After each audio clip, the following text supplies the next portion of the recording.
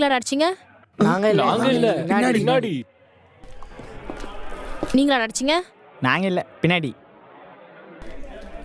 நீங்க தான் அடிச்சீங்களா? நாங்க இல்ல. நீங்களாடா அடிச்சீங்க?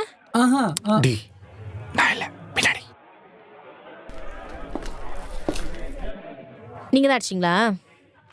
பின்னாடி. பின்னாடி யாருமே இல்ல. ஏமாத்திரியா என்ன?